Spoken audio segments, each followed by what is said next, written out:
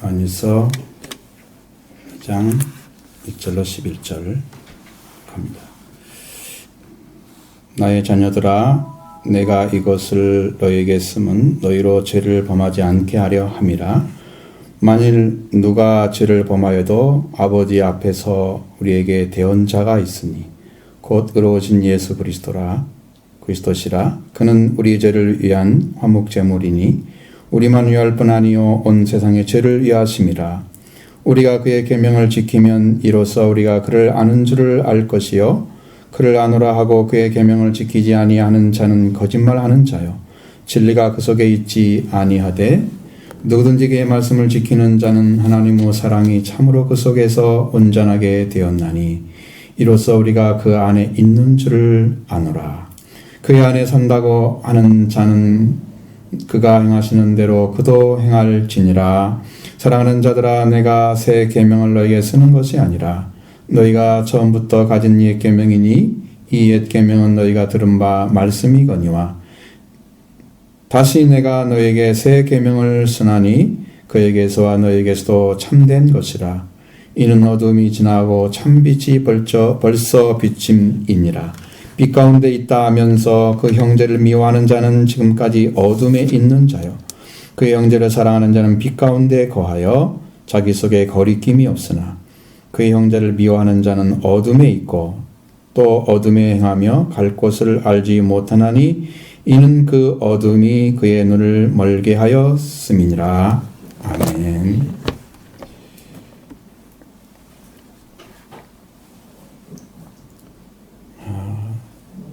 신년 첫 주가 되었습니다.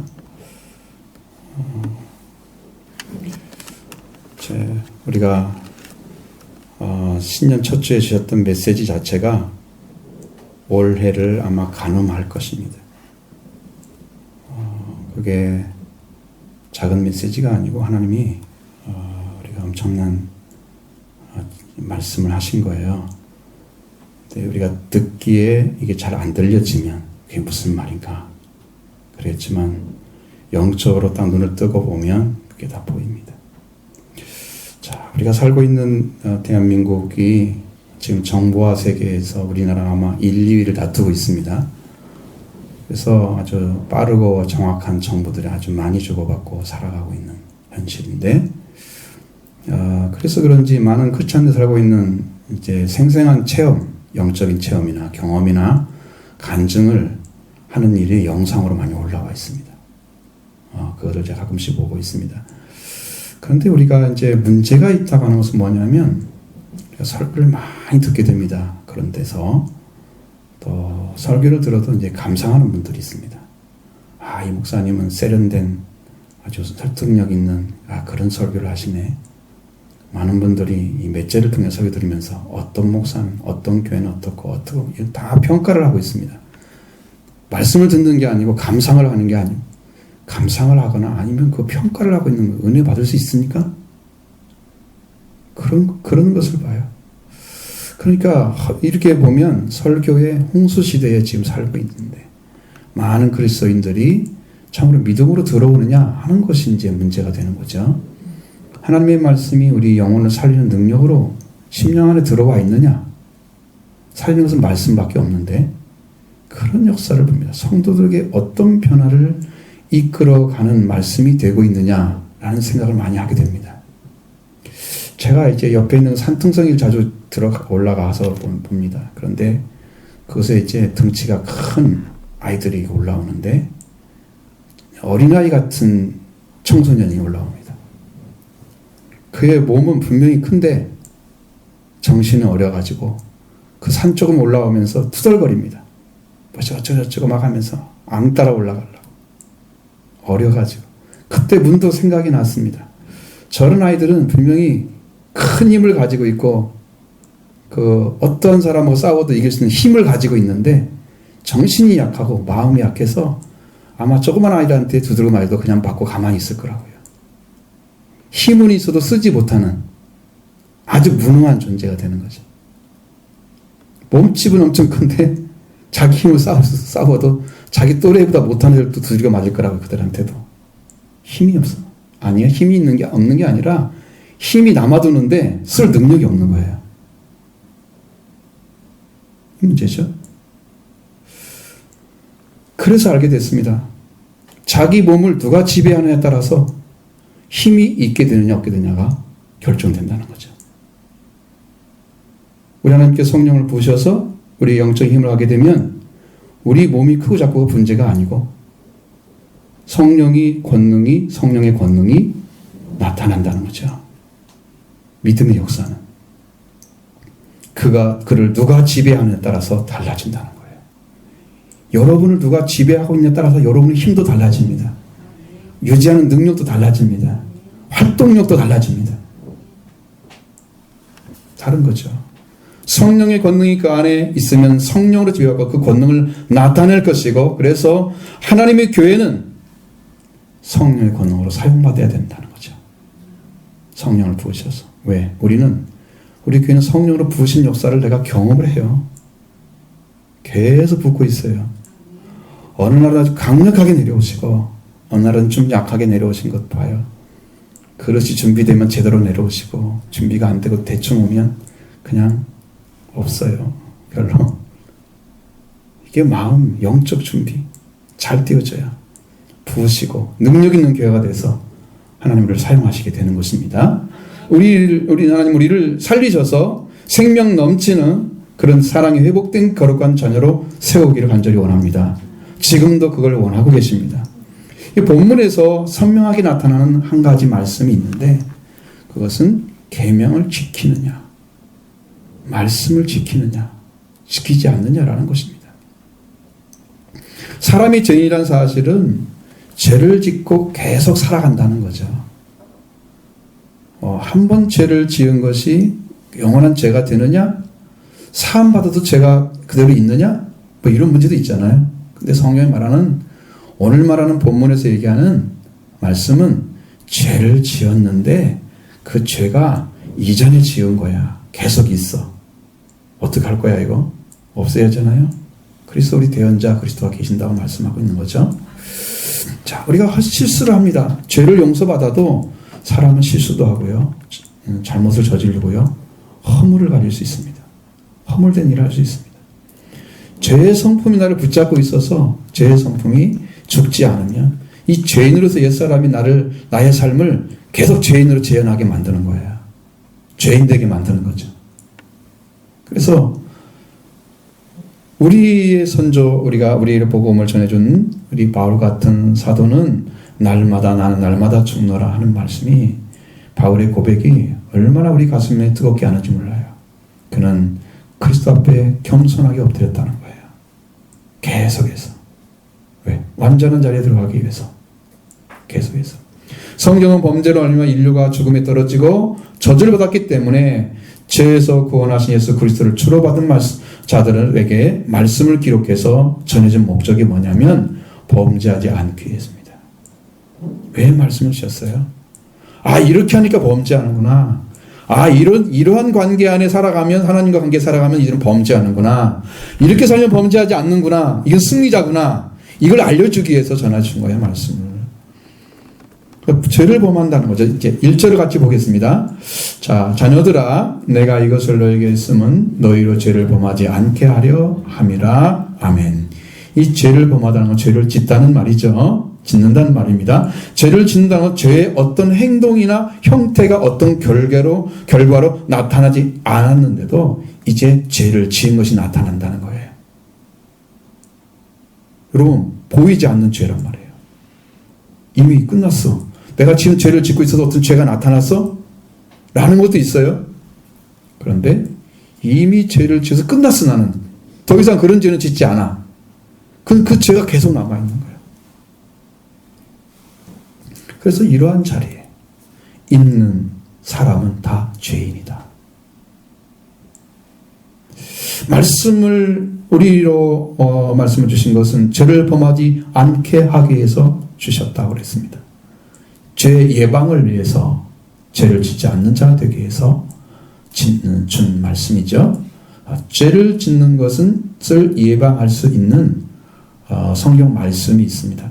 요한복음 요한일서 3장 9절에 그 말씀이 기록되어져 있는데 하나님께로부터 난 자마다 죄를 짓지 아니하나니 이렇게 기록하고 있습니다.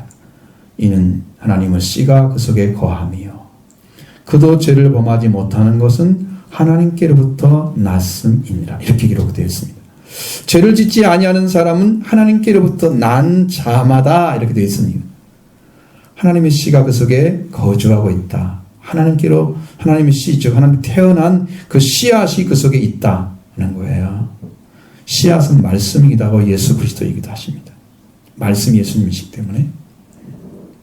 그래서 앞으로 이 열매를 맺어 하나님의 영상을 이루고 그리스도를 닮은 가장 아름다운 거룩한 그런 영광스러운 신성을 가진 신성체로 성장해 갈 것입니다. 그 씨앗이 떨어지게 되면 그도 범죄하지 못하는 것은 하나님께로 났기 때문이다. 그러면 내가 무엇을 의식하고 살까? 하나님께 난 사람은 하나님을 날마다 의식하고 삽니다. 날마다 바라봅니다. 그러니까 우리가 하나님 나를 어떻게 구원했지? 나를 어떻게 태어나게 하셨지? 이것을 생각하면 죄를 짓지 못하는 거예요. 다윗 같은 죄를 범했어도 돌아오잖아요. 죄를 묵인하고 없는 것처럼 하다가 나중에 나단 선지자를 통해서 딱 돌아오죠. 옷을 찢고 밤마다 자기 요를 적시며 눈물을 흘렸다고 말합니다. 그 죄가 항상 있기 때문에 범죄하지 않는 게 아니라 범죄해도 돌아오는 거죠. 자, 하나님께로 난 사람들은 그러한 죄가 있어도 죄를 범한 것을 회개하고 돌아오는 그 은혜를 돌아오는 은혜를 통해서 다시 구원에 이르게 하시는 거죠. 우리의 생명의 시작이시고 시작이 하나님이시고 그 하나님으로부터 지음받은 사람은 죄가 없었습니다. 처음에는. 그렇죠? 그래서 하나님께서 하나님께로 태어난 사람은 죄가 없는 사람입니다. 근데 뭐가 남아있어요? 죄성이 남아있어요. 죄의 성품이 남아있어요. 그리고 요한 1서 5장에 보면 16절에 딱 나와 있습니다. 사망에 이르는 죄가 있고 사망에 이르지 않는 죄가 있다고 말하고 있어요. 사망에 이른 죄를 지은 사람을 구하라 하지 않노라 말씀하고 있죠. 사망에 이르는 죄를 지은 자는 구하라 하지 않노라. 사망에 이르지 않는 죄를 지은 자는 구하라고 그랬잖아요. 그러니까 회개할 수 있는 사람은 구할 수 있는 거고요. 회개할 수 없는 영적인 위치에 있는 사람은 죄를 사함할 수가 없게 되는 거죠. 그러나 하나님께서 명령하신 대로 그 죄를 용서해 주신 것을 완전하게 뒤집어 버리는 고범죄를 짓지 않는다는 거예요. 만약에 다윗이 그대로 놔뒀으면 그 죄를 지은 대로 놔뒀으면 다윗도 얼만큼 가서 회개를 할지 모르지만 하나님은 그를 가만 놔두지 않으셨죠. 바로 회개하게 만들었잖아요. 얼마 안 돼서 바로 회개를 했습니다. 그래서 우리는 속이지 않고 죄인인 것을 인정해야 된다. 그러나 만일 우리가 죄를 범할 우리 아버지 앞에 우리에게 대언자가 있다고 그랬습니다. 그는 의로우신 예수 그리스도라고 말씀하고 있습니다. 당연히 우리가 범죄를 했다고 하면 죄인이고 죄인 아닌 사람이 없죠. 그렇다면 예수 그리스도를 통해서 죄상을 얻은 사람의 타락에 대해서는 성경은 다르게 다루고 있습니다. 어떻게? 다시 새롭게 하여 회개케 할 수 없나니. 있죠? 이 말씀을 기억하셔야 됩니다. 그러나 여기에서 범죄한 상태를 가리키는 것이 아니고 여기에서 죄를 범했다는 말은 죄된 행위들을 나타내고 있는 거예요. 과거에 죄를 지었는데 그 죄된 행위가 과거에 지금 이것이 쌓여 있는 거야. 자기 안에. 나는 지금 그런 죄를 짓고 있지 않아. 달라요. 그러니까. 현재형이 아니에요. 완료형이에요. 범죄한 상태에 머물러 있다고 말하는 것은 말하는 것이 아니고 죄된 행위들이 우리 앞에 있다는 거예요. 지금 죄가 이것을 나는 지금 용서를 받은 줄 알았는데 용서받은 것도 그대로 있어. 보세요. 자, 시편 51편 3절에 보시면 나옵니다. 그게. 근데 그가 똑같아요. 이거하고 이 말씀하고 다윗이 범죄한 후에 이제 시를 쓴 거잖아요. 이제 하나님께 시를 쓴 건데 하나님의 은혜를 받아서 시편 51편 3절에 물은 나는 내 죄가를 아오니 내 죄가 항상 내 앞에 있나이다. 그렇죠? 죄가 자기가 잘못이 뭔지 자기가 죄가 뭔지 다 안다는, 죄가란 말은 잘못과 죄를 얘기하는 거예요. 다 안다는 거야. 근데 그것이 항상 내 앞에 있어. 이거 어떡할 거야 이거. 좀 요 문제를 얘기하는 거야 지금 여기서는. 죄 범죄하는 자는 얘기 항상.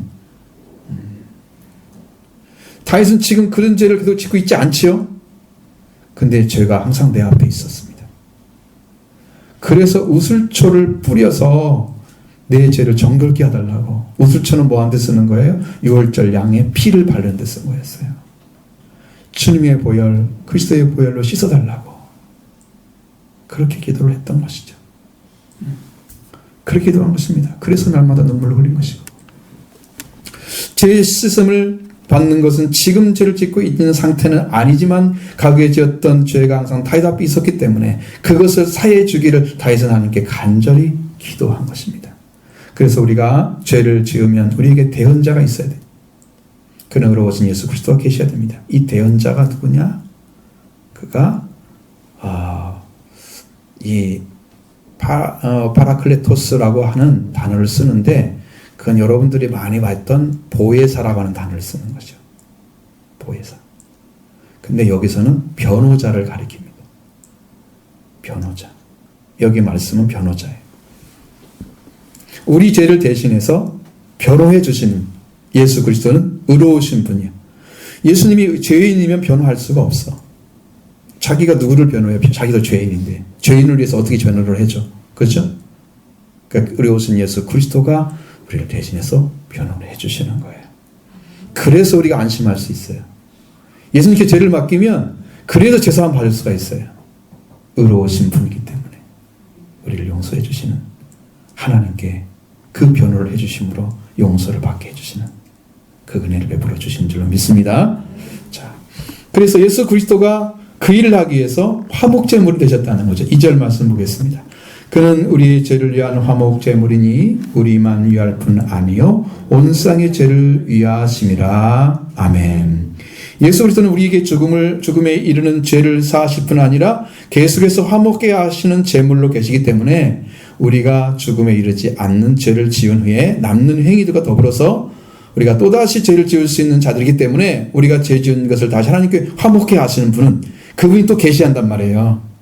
이미 다 죄를 사해 주셨지만 남아있는 그 때문에 또 고통당하고 이 모든 것을 다 용서를 해줘야 되죠. 그래서 온 세상의 죄를 위해서 화목제물이 되어주셨다는 거예요.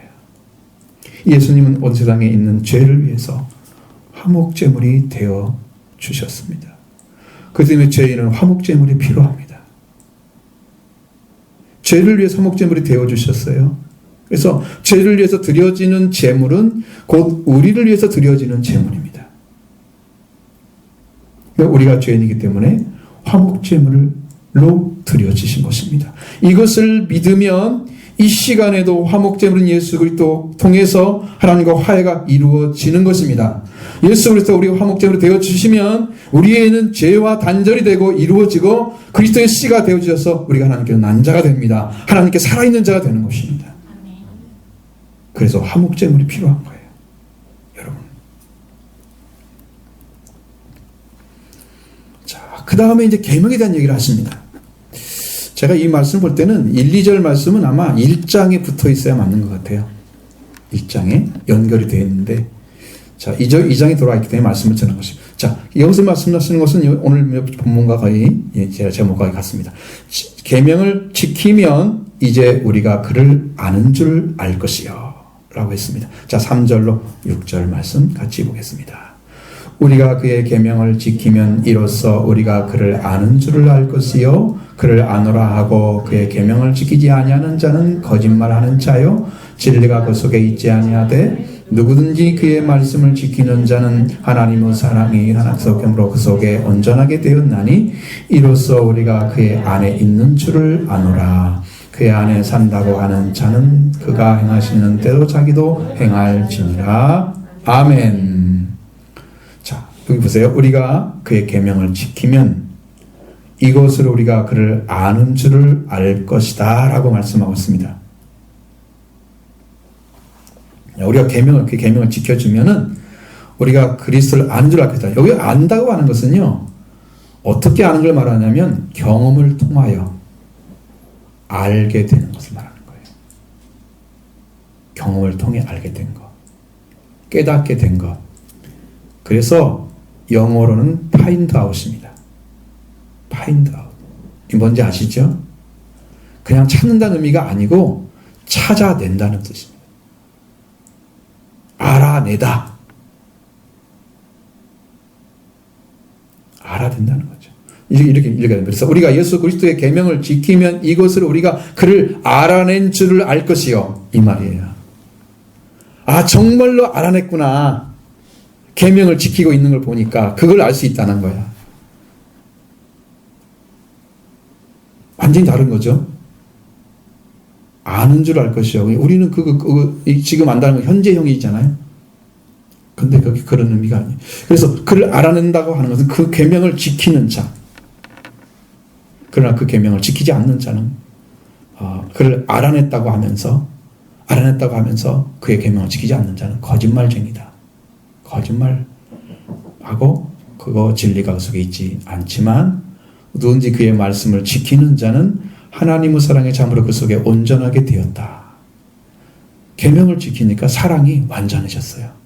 이것으로 뭘 알 수 있어요? 우리가 그의 안에 있는 줄을 알 것이다. 그래서 오늘 이 말씀을 보시고 여러분 깨달으시기 바랍니다. 그의 계명, 즉 예수 그리스도가 주신 계명 완전한 것입니다. 완전한 계명을 주셨습니다. 그렇게 주신 계명은 새 계명을 너에게 주나니 너희는 서로 사랑하라. 내가 너희를 사랑한 것 같이 너희도 서로 사랑하라. 이로써 너희가 서로 사랑하면 모든 사람이 너희가 내 제자인 줄 알리라. 요한복음 13장 34절로 35절의 말씀입니다. 그의 계명을 지키는 자와 그를 알아낸 사람은 똑같은 사람인 것이죠. 찾아낸 사람. 예수 그리스도를 안다고 하면서 경험적으로 안 사람이죠. 자, 안 사람은 지금 주님은 우리를 만나 주시면 지금도 여러분이 주님을 알게 됩니다. 그냥 알아낸 거예요. 지금도. 우리를 만나길 원하시죠? 여러분이 알아내려고 하면 찾아가야죠. 그러니까 여러분 기도하는 중에 예수님의 말씀 중에 찾는 자는 찾아낼 것이요. 그 말이에요. 찾아내야만이 찾는 자가 되는 거예요. 진짜 찾는 자는 찾아내는 거죠. 찾아내어야만 기도한 사람이에요. 그건 누군지 알아야죠. 예수 그리스도를 아는 것입니다. 그래서 기도를 통해서 찾아내는 거예요. 그분 누군지 찾아내는 거죠. 만나주는 거죠. 경험적 알미 필요한 것입니다. 그렇게 경험을 통해서 우리가 그리스도의 사랑을 받으면 죄사함과 부활의 은혜를 입혀주시고 우리 하나님의 사랑으로 사랑을 회복하게 하시는 성령을 부어주시고 우리 가운데 오셔서 역사해 주십니다. 그러면 그리스도의 사랑을 받은 자들이 되죠. 그러면 그리스도께서 우리를 위해서 자신을 버리고 목숨을 대속의 제물로 주시면서 사랑하셨기 때문에 그 사랑이 우리한테 오면서 그 사랑이 참인 것을 알게 됩니다. 그러면 진리가 그 속에 임하는 거죠. 보통 말씀이 아닌데 잘 모르겠죠. 잘 이해를 못하겠죠. 이게 엄청난 이야기인데 그래서 이 사랑을 받은 자로서의 생활에는 뭐냐? 그 계명을 지키는 삶으로 들어가는 거예요. 이제는 사랑에 대해서 아는 것이 문제였다면 지금 사랑이 왔기 때문에 너는 지켜라 이렇게 나가는 거예요. 한 단계가 높아진 거예요. 업그레이드 된 것입니다. 지금 말씀이. 이제는 회개하라가 아니라 회개가 이루어진 사람은 이렇게 살아라. 한 단계 높아진 거예요. 과거에 매이시면 안 돼요. 우리가 세례 요한에 매여가지고 회개만 외치고 회개하지도 않는 사람들 되면 안 되죠. 회개가 이루어져서 예수의 속죄와 부활이 완성이 돼서 우리 안에 하나님께 태어난 기쁨을 가지고 감사함으로 하나님을 섬기는 그런 믿음의 자녀가 되는 것입니다. 일복을 받기로 합니다. 그래서 이 사랑을 받은 자로서 이 계명을 지키는 삶으로 들어간다는 거죠. 이전에 지은 죄가를 회개하고 속죄받고 부활을 입는 그런 생활을 통해서 받은 은혜로 이제는 계명을 지키는 삶으로 들어간다는 거예요. 이런 사랑이 나타나면 바로 그 사랑으로 인해서 우리는 그 사랑 때문에 예수 그리스도를 알아낸 성도이기 때문에 찾아낸 성도이기 때문에 그 삶으로 들어가는 것. 이제 이것이 계명을 지키는 삶이에요. 이것이 간단한 게 아니고 앞에 이룰 것이 다 있기 때문에 그걸 이룬 사람이 지금 사는 삶을 얘기하고 있는 거예요. 요한복음이나 요한일서는 깊어요. 전 얘기는 안 써놨어요. 앞에 얘기는 안 써놨어요. 다 이루어진 것을 써놨어요. 계명을 지킨다? 어떻게 지켜요? 하나님 사랑도 모르는데, 하나님도 모르는데, 예수의 속죄도 모르는데, 뭘 알아요? 회개도 모르는데 어떻게 지켜요? 이거 다 이게 이루어진 상태에 있는 사람이 지킨다 이 말이야. 그래서 요한복음은 깊다는 거죠. 그렇게 예수 그리스도를 알아냈다고 하고 그 계명을 지키지 않는 자는 거짓말쟁이다 그랬습니다. 거짓말을 잘하고 있는 사람을 거짓말쟁이라고 말합니다. 거짓말을 잘하는 거예요. 마치 자기 말처럼. 무엇을 거짓말하고 있을까? 그러면 그 사람이 내가 그리스도를 아노라 하는 것이 거짓말일까요? 아니면 그 계명을 지키지 않는 것이 거짓말일까요? 예수 그리스도를 아노라 하는, 안다고 하는 것은 여기 의미는 완료형입니다. 이미 알아냈다는 거죠. 안다고 하는 말 자체가 이미 알아낸 상태를 얘기하는 거예요. 그러니까 알아냈다고 얘기하면서 계명을 안 지킨다? 그게 거짓말쟁이인 거죠. 예수 그리스도를 이미 알고 있다는 것은 이전에 예수 그리스도를 알아냈다는 거죠. 찾아냈습니다. 그분 누군가 알았어요. 그분 누군지 알고 있는 것입니다. 그래서 그분이 무엇을 우리에게 주시는지도 잘 알고 있습니다. 그게 안다고 하는 거예요.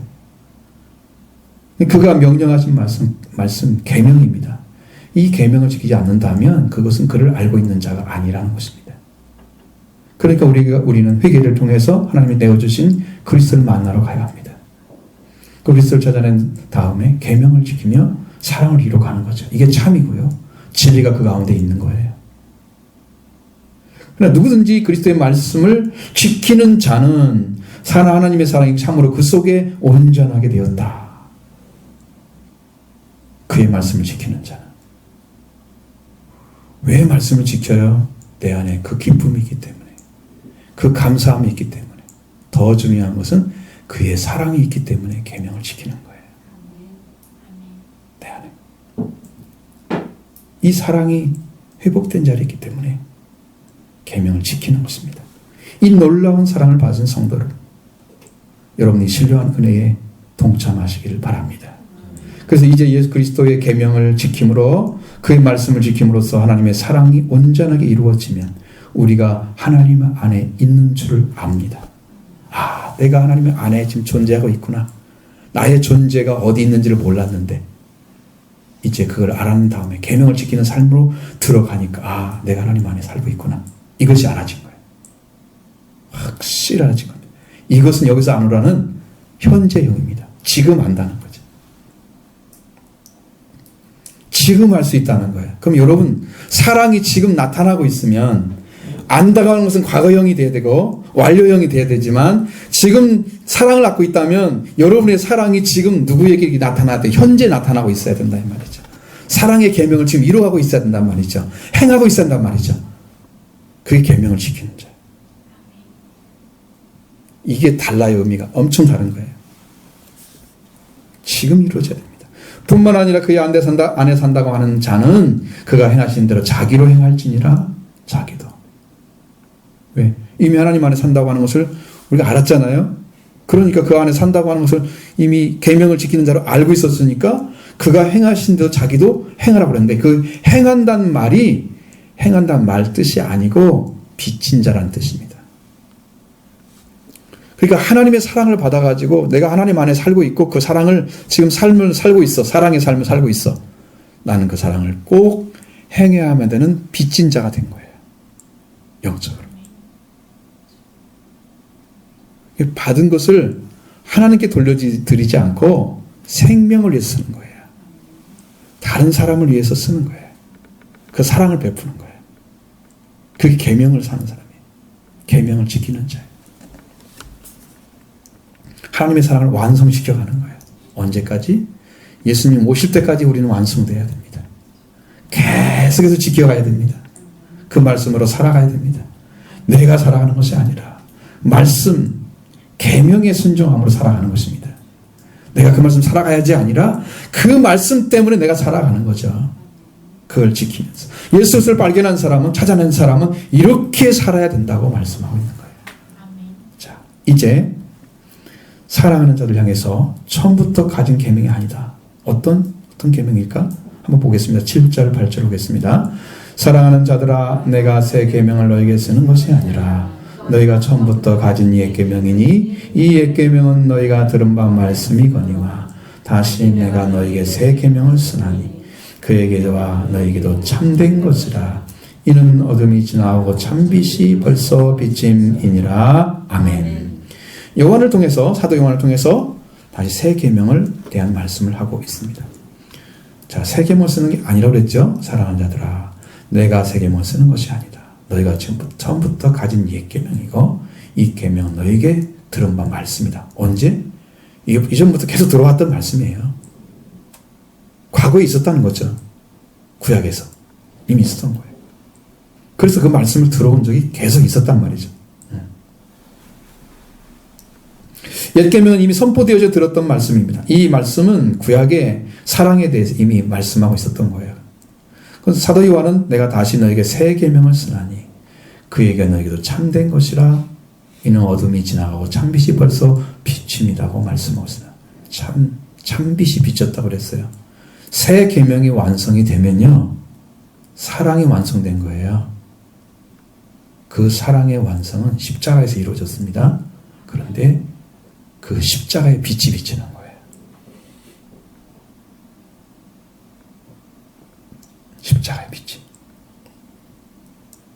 내가 너에게 새 계명을 쓰나니 너희가 참된 것이라고 했어요. 여기 보면은 그에게서란 말이 있잖아요. 그에게서와 너희에게도 참된 것이라.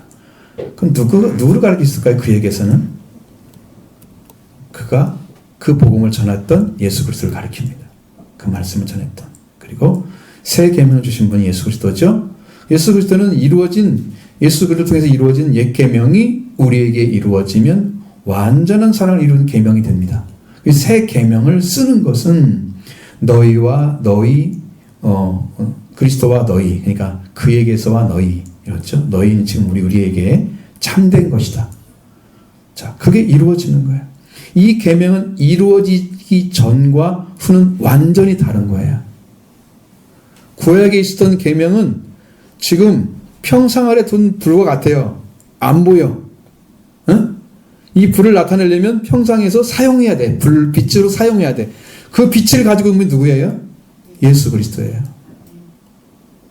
구약에도 이미 사랑이 다 나와 있었어요. 이 사랑을 가지고 오신 분이 없었다는 거죠.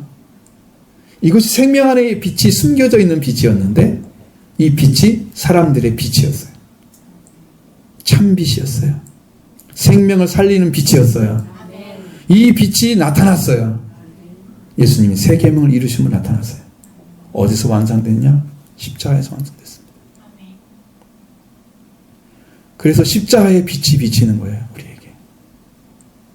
아들과 왕의 옷에 입을 빛을 비춰주는 거예요. 이 빛을 받은 자만이 산 자가 됩니다. 고린도서 3장 10절로 11절의 말씀에 보면 여기에 율법조문의 영광에 대한 얘기가 써 있어요. 모세가 없어질 영광을 보이지 않게 해서 얼굴을 주목하지 못하게 덮었다 그랬죠? 그래 영의 직분을 받은 우리는 더욱 영광이 있지 않겠느냐? 정죄 직분도 영광이 있는데 의의 직분은 더 영광이 넘쳤으리라 라고 말씀하십니다. 영광 되었던 것이 더 큰 영광으로 말미암아 더 영광이 될 것이 없으나 없어질 것도 영광으로 말미암았은 저 길이 있을 것은 더욱 영광 가운데 있느니라. 영의 직분을 맡은 자, 율법으로 직분을 맡은 정죄 직분 맡은 자도 모세잖아요. 그도 영광이 있었죠. 빛이 있었죠. 그러면 영광의 빛, 의의 직분은 바로 예수 그리스도가 맡은 직분이에요. 그것을 받은 자들이 사도들이었어요. 그래서 더 큰 영광이라고 말하고 있습니다. 아직 완성되지 않은 율법은 율법에 속한 계명도 참된 것입니다. 그러나 그것은 빛으로 나타나지 않았어요. 벌써 빛이 비쳤다고 말하지 않습니다. 그 계명이. 예수 그리스도 새 계명을 주니까 빛이 비쳤어요. 아직 빛으로 나타나지 않은 계명은 어둠 속에 있는 구약시대를 가리키고 있습니다. 구원은 예수 그리스도가 영으로 오셔서 시켜주시고 제사를 저희를 통해서 함께 나가고 율법을 지켜야 되고 그런 시대, 그 시대가 이제 어둠의 시대죠. 그리스도께서 이 세상에 오셔서 이 계명을 이루심으로써 마치 숨겨진 빛이 이제는 비치는 빛이 되게 하시는 것, 사람들의 빛이 되게 하시는 이 사랑이 완성된 그 생명을 위한 계명, 생명을 살리는 법이 완성이 됐다. 그래서 이렇게 완전한 계명이 우리에게 빛으로 비춰왔습니다. 그러면 이 빛이 여러분 심령 가운데 딱 비춰오면 여러분 심령은 다 부활됩니다. 영으로 다 살아납니다.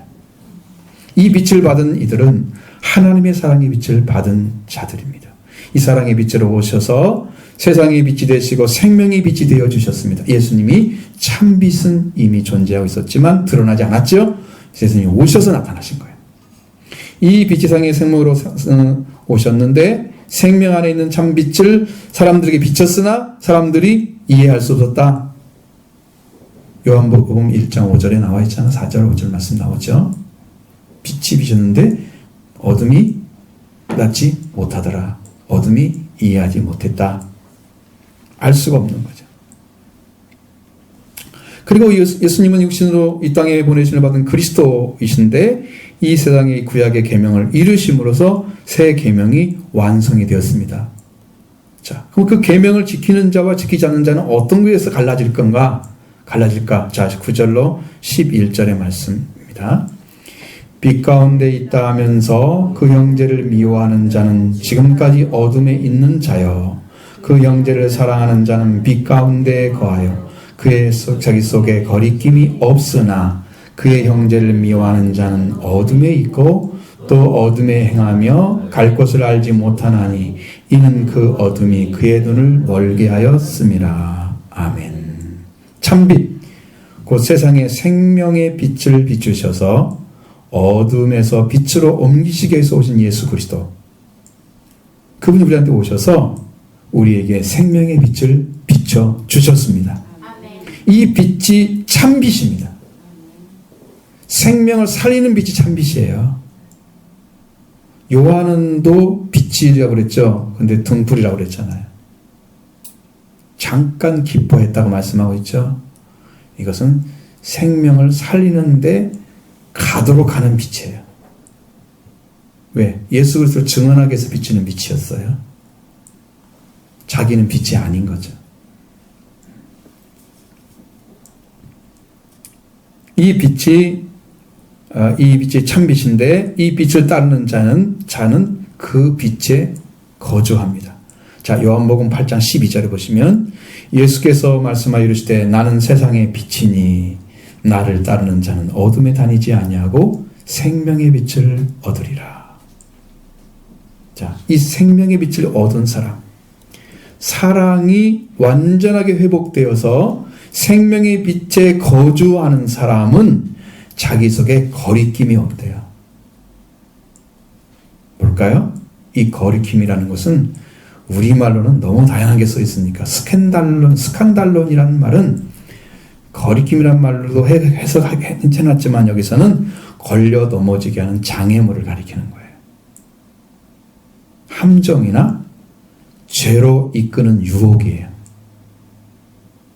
그래서 다른 성경에 다른 말로는 덫이란 말도 써 있습니다. 형제를 사랑하는 자는 걸려 넘어지게 하는 장애물이 없다는 거예요. 어떤 형제가 걸고 넘어질 수 있는 게 아무것도 없다는 거예요. 그래서 너무 편한 관계가 이루어지는 거예요. 그 사람하고 나하고. 왜? 이것이 빛이고 참이기 때문에, 진리이기 때문에 그냥 다 통과할 수 있는 거죠. 누구한테 걸림돌이 되어지지 않아. 사랑을 가지게 되면. 그래서 많은 사람들에게 이 사랑의 복음이 딱 전해지면 그 사랑을 받은 사람은 저 사람 나하고 가깝지도 않은 사람인데 어떻게 가까운 느낌을 하다. 사랑이 빛이에요. 빛이 전해지니까 그런 거예요. 한 번도 만난 적이 없는 것 같은데 이 사랑을 가지고 있는 사람들은 형제같이 느껴진다. 왜? 진짜 사랑을 받았기 때문에, 하나님의 사랑을 가지고 있기 때문에 그렇습니다. 그래서 형제를 사랑하는 자는 걸러 넘어지게 하는 장애물이 없습니다. 이 장애물이 뭘까요? 장애물을 다 제거했습니다. 사람 마음속에 있는 하나님과 어떤 관계가 장애물일까요?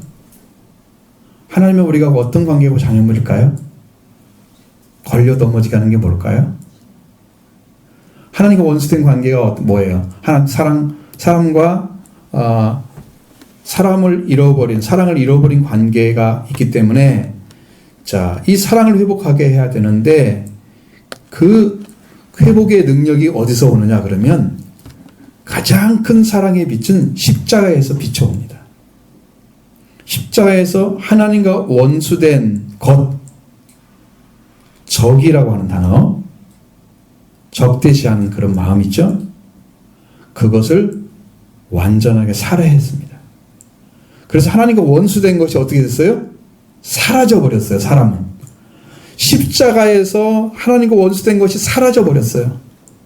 그러니까 십자가의 사랑을 받게 되면, 그 빛을 받게 되면 하나님과 우리가 화해가 이루어져요.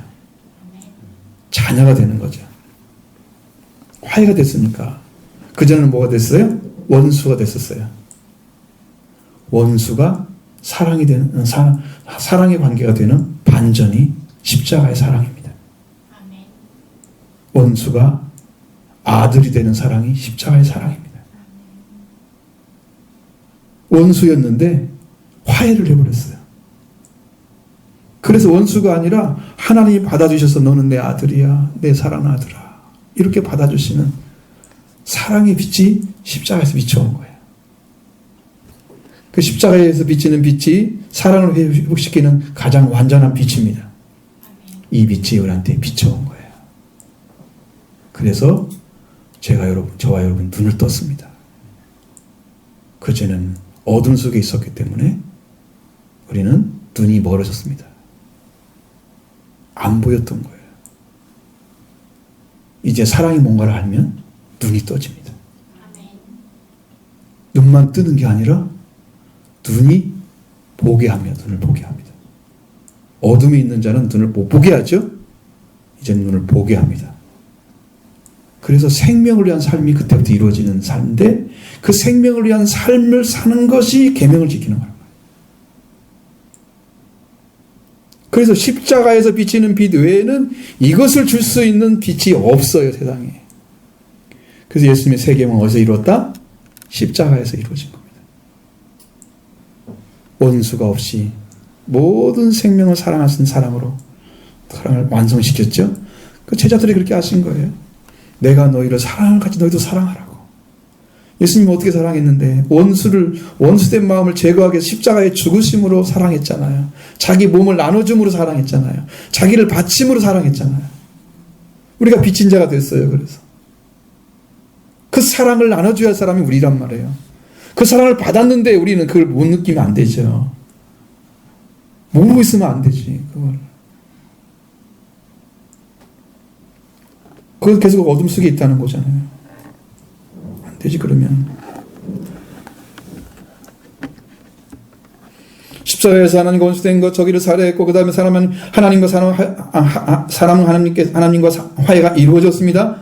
이 십자가에서 비치는 빛이 사랑을 회복시키는 가장 큰 간절한 빛인데, 이 빛이 우리에게 비춰왔던 것이고, 하나님과 우리의 관계는 사랑의 관계가 이루어졌습니다. 하나님은 아버지고 우리는 자녀가 됐고, 이웃과 사랑이 이루어졌습니다. 하나님의 사랑이 오니까 내가 있던 사랑이 이게 너무 좁은 범위야. 나밖에 몰랐던 사람이 하나님 나 같은 죄인도 사랑했는데 저 생명을 사랑해야지. 그러면 사랑의 범위가 넓어지는 게 이웃사랑으로 넘어가는 거예요. 나 나 같은 것도 사랑했는데 자기가 얼마나 부족하고 못난 것을 알면 그것을 알 수 있어요. 나는 말 한마디 못하고 이전에 내가 받던 은혜 중에 하나는 나는 벌레라 사람이 아니라 말씀했을 때 저는 사람 앞에 섰을 때 어떤 마음이 가졌냐면 나보다 못난 사람 이상이 한 사람도 없다고 생각을 했어요. 거지라도 나보다 못나지 않았어. 거지라도. 하나님이 그 은혜를 주셨을 때 그러니까 모든 사람은 내가 사랑의 대상이고 존경해야 할 대상이야. 화해의 대상이야. 섬겨야 할 대상이야. 도와줘야 할 대상이야. 완전히 형제로 바뀌어버리는 거야. 내가 낮아지니까. 내가 그 사랑을 알고 내가 낮아지니까 형제로 바뀌어버리는 거야. 형제 사랑이 저절로 이루어진단 말이에요. 하나님의 사랑이 오면. 그래서 사랑을 하는 거예요. 그 계명을 이루는 것은 그 사랑을 받은 사람이 하는 거지.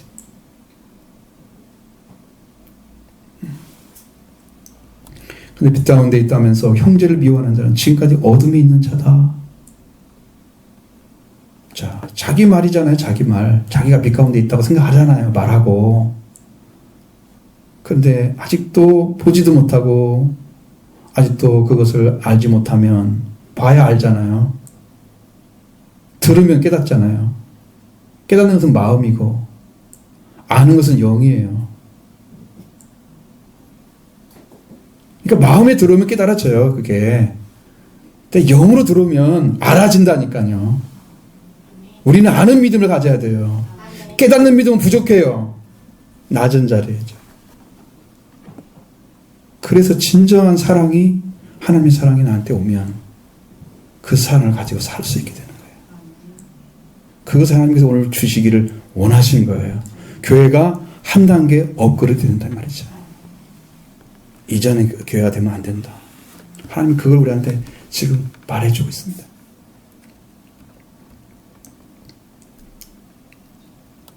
자, 그래서 형제를 사랑하는 자는 빛 가운데 거주하면서 자기 속에 걸려 넘어지게 하는 장애물이 없습니다. 거리낌이 없다고 그랬죠? 아무것도 없습니다. 그러나 형제를 미워하는 자는 아직 어둠에 있다. 어둠에서 나오지 못했다는 거죠. 이것은 십자가의 화해의 빛을 받지 못했다는 거예요. 가장 큰 빛이 십자가에서 비춰왔습니다. 사랑의 빛이. 그 빛을 받으셔야 됩니다. 그 화해를 받아들이셔야 됩니다. 예수님이 해결해 놓았습니다. 믿으면 됩니다. 한 사람도 안 믿는구만 지금. 말을 한마디 믿으면 된다는데 아무 말도 안 하신 거 보니까 역시 이 가장 중요한 시점에 말을 않는 거 보면 이런 귀머거리 같은 중요한 시간이죠. 그래서 십자가의 빛을 받지 못하면 어둠에 행하게 되는 거예요. 주님의 생명, 생명을 살리고 사랑하고 살리는 삶을 살아가지 않습니다. 그 사람은. 자기도 못 살아있는데 누구를 살린다고 나서겠어요? 자기가 자기를 알잖아요. 그는 어둠에 속해 있기 때문에 어둠의 일을 합니다. 육신에 속한 삶을 살지요. 영에 속한 삶을 살지 못합니다. 어둠에 행하면서 갈 곳을 알지 못합니다. 여러분, 사람이 딱 어디를 가려고 일어섰는데 어디 갈지 모르겠어. 아무 데나 가세요. 그러잖아요. 예전에 서울에서 택시를 타면 기사님이 어디 갈까요? 그러면 아무 데나 가세요. 그랬대요. 그럼 어디를 가라는 얘기인가? 기사가 좀 헷갈릴 거 아니야. 그런 사람이 많았다는 얘기를 내가 서울에서 할 때 들었었거든.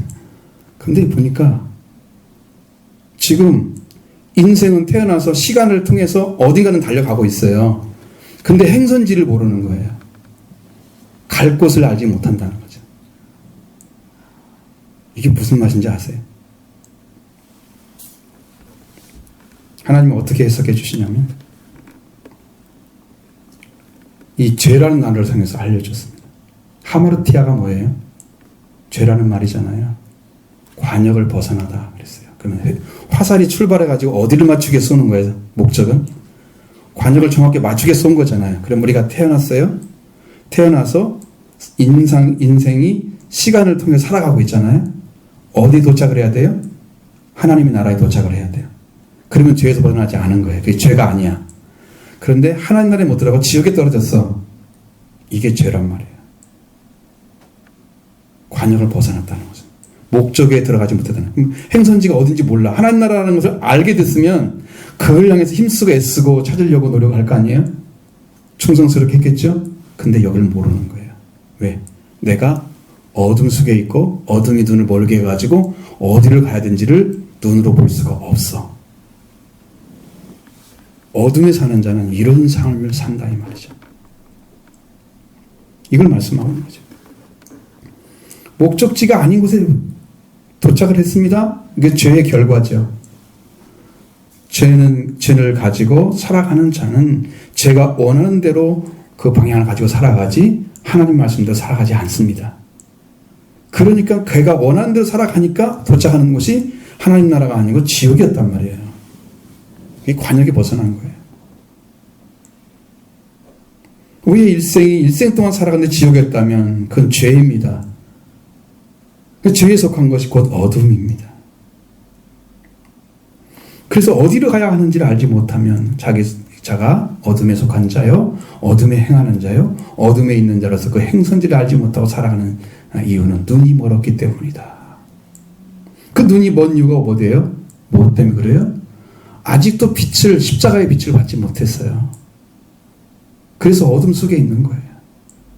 예수님이 살해를 해놨다니까, 지금 저기를 죽여놨다니까, 끝냈다니까. 그러니까 그 십자가를 믿으시면 여러분이 이 시간도 그걸 이루어질 줄로 믿습니다. 확실하게 말씀하세요. 믿는 것도 확실해야 돼요. 그렇게 믿으셔야 됩니다.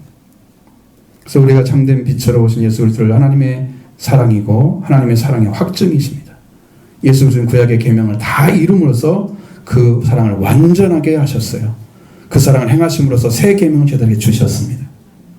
예수님은 그 사랑을 십자가부를 통해서 이루시고 그 사랑의 계명을 받은 자들, 예수님의 계명을 지키는 자가 돼서 회복된 자의 삶을 살아갔어요.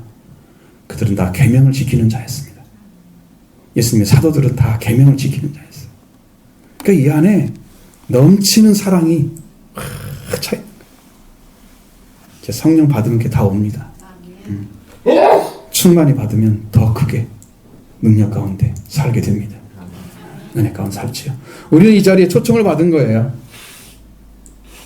그래서 그저 살아가는 것이 아니고 이제 요한의 세대를 이루고 회개를 통해서 그리스도를 만나고 그리스도를 이루어진 사랑의 계명을 완성함으로 참된 빛인 예수님과 함께 세상의 빛이 되는 이런 삶을 살아가도록 여러분을 불러주신 것입니다. 할렐루야.